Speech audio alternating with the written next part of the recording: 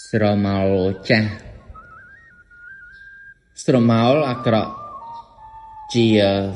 សត្រូវដែលបំផ្លាញអនាគតដ៏ស្រស់ស្អាតរបស់អ្នកប៉ុន្តែស្រមោលគ្មានអំណាចបំផ្លាញអនាគតអ្នកទេចូលកុំស្អប់ស្រមោលខ្លួនឯងពីព្រោះមនុស្សគ្រប់រូបសុទ្ធតែមានស្រមោលទោះបីជាវាអាក្រក់ឬល្អមិនសំខាន់នោះទេអ្វីដែលសំខាន់គឺយើងជាម្ចាស់លើវាមានតែមនុស្សឆ្កួតប៉ុណ្ណោះដែលមិនស្គាល់ស្រមោលខ្លួនឯងហើយបើអ្នកមិនស្គាល់ស្រមោលខ្លួនឯងអ្នកក៏គ្មានសេចក្តីសុខនៅក្នុងជីវិតដែរស្រមោលជាអ្វីដែលកើតចេញពីអតីតកាលរបស់អ្នកវាតែងតែនៅជាមួយអ្នកជានិច្ចមិនថាអតីតកាលល្អឬអាក្រក់នោះទេកុំខ្លាចស្រមោលខ្លួនឯងកុំស្អប់ស្រមោលខ្លួនឯងបើមិនដូច្នោះទេអ្នក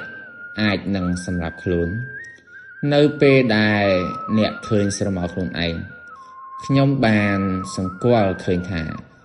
មានមនុស្សមួយចំនួនបែរជាស្អប់ស្រមោលខ្លួនឯងទៅវិញហើយថែមទាំងមានបំណងចង់កំទេចស្រមោលខ្លួនឯងចោលថែមទៀតផងពួកគេ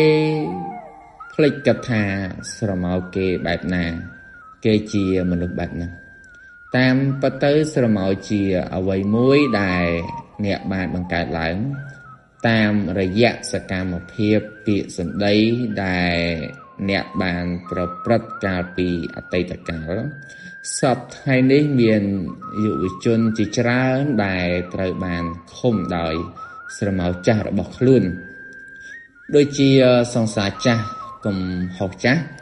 ការបាត់បង់មនុស្សជាទីស្រឡាញ់ហើយអ្វីទាំងអស់នេះតែងតែតាមឡើងពួកគេជារៀងរាល់ថ្ងៃសំណួរសួរថាតើអ្នកធ្វើដូចម្ដេចដើម្បីលុបបំបាត់ស្រមោលចាស់របស់អ្នកដើម្បីលុបបំបាត់នៅស្រមោលចាស់គឺអ្នកត្រូវតែទទួលយករាល់អ្វី